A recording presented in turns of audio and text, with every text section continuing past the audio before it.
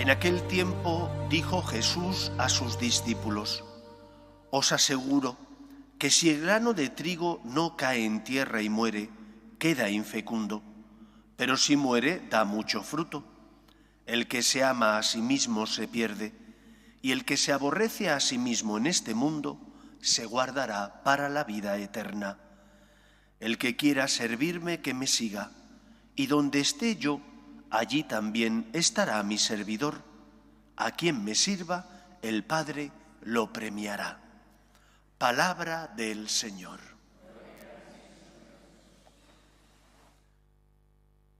San Ignacio de Antioquía fue condenado a morir, y fue condenado a morir en Roma, que era la capital del Imperio Romano. Es martirizado en esa ciudad, en la ciudad eterna, en el año 107 de nuestra era.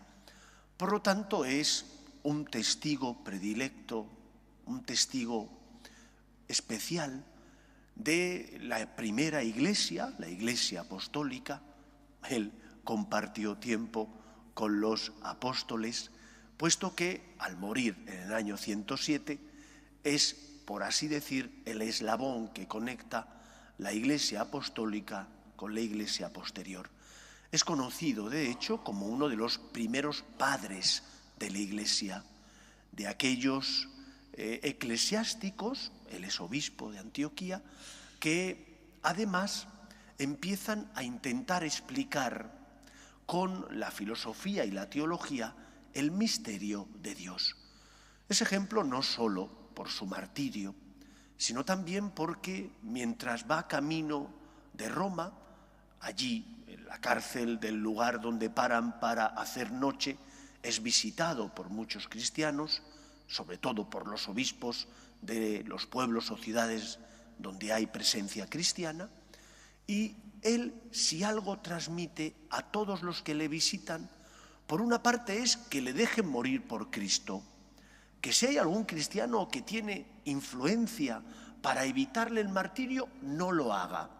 Así lo pide él en sus cartas, y les pide que le hagan ese favor, que le dejen ser trigo molido por los dientes de los leones, que le dejen de ser trigo de Cristo.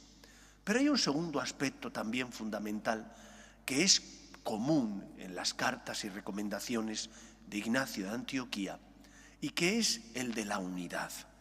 Él les pide encarecidamente a los cristianos que vivan unidos a sus obispos. Lógicamente eran comunidades muy pequeñitas, es la iglesia posapostólica, incipiente todavía, de comunidades que no eran comunidades de masa como las que nosotros hemos conocido. Pero paradójicamente vamos a esas comunidades pequeñas. Ya fue profética una carta de Joseph Ratzinger, antes incluso de ser arzobispo de Múnich, donde él ya previó que la iglesia esta de masas que él conocía iba a ir a desembocar en una iglesia de minorías, puesto que el cristianismo cada vez iba a menos, al menos en Europa. Junto con el deseo de morir en Roma, él pedía que los cristianos se mantuvieran unidos. Y esta unidad, que es un deseo de Cristo, antes de marchar al Padre, él pide en su última voluntad, en el testamento espiritual: Padre, que sean uno, como tú y yo somos uno. Esa unidad, para ser una unidad verdaderamente católica, tiene que estar basada sobre 3 columnas. Y las 3 son fundamentales, y las 3 se tienen que dar al unísono. La primera columna es unidad de fe. Los cristianos tenemos que tener la misma fe en el mismo Dios. No puede ser que yo me haga un Dios a mi imagen y semejanza, porque no me gusta el Dios que me pide que ame a mis enemigos, quito esa parte que no me gusta para entonces hacerme un Dios que no me complique la vida. Unidad de fe significa creer en el mismo Dios revelado, en ese Dios que nos transmiten las Escrituras y que el magisterio de la Iglesia ha interpretado. Y por lo tanto, en ese Dios que creemos los cristianos y que podemos resumir lo esencial en el credo y en el catecismo de la Iglesia Católica. Yo tengo que creer lo mismo que creen mis hermanos y tengo que tener la misma fe. Unidad, por tanto, de fe en el Dios revelado, en ese Dios cuyos principios esenciales se concretizan en el credo y en el catecismo de la Iglesia Católica. Segunda columna de la unidad, unidad de sacramentos. Los sacramentos que son signos sensibles, auxilios espirituales que el Señor concede a la Iglesia para que la Iglesia lo lleve al corazón de los que sufren, de los hombres.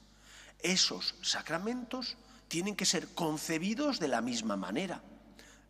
No puede ser que yo diga, no, yo no creo en la Eucaristía como la presencia real de Jesús. Si digo eso, estoy fuera de la comunión de la Iglesia. Los protestantes no creen en el sacramento de la Eucaristía. Dicen que es un símbolo, que nos habla del amor de Dios, de la caridad. No, esto es mi cuerpo. Este es el cáliz de mi sangre, dice Jesús. Por lo tanto, es la presencia real de Cristo. No puede haber unidad en la Iglesia si no tenemos no solo la misma fe en el mismo Dios revelado, sino también la fe en los sacramentos que son auxilios espirituales que el Señor nos da para los que somos débiles. Y el tercer aspecto es la unidad de disciplina. ¿Qué es la disciplina? Las normas que se desprenden de la fe en Dios y de los sacramentos. ¿Cómo tengo que vivir en mi vida? Hay una moral, hay una disciplina. Esas normas tienen que ser universales, tienen que ser iguales para todos. Vivamos en Europa, en América, en Asia, porque si seguimos al mismo Dios y formamos parte de su cuerpo, que es la Iglesia, también las normas deben ser comunes. Pues pidamos al Señor que la Iglesia se mantenga unida en la misma fe, en la vivencia de los mismos sacramentos y en el cumplimiento de la misma disciplina que nos ayuda a todos nosotros a ser fieles a Cristo, amando a Dios por encima de todas las cosas. Vivamos la unidad como la pidió San Ignacio de Antioquía. Que así sea en nuestra vida. Nos ponemos en pie.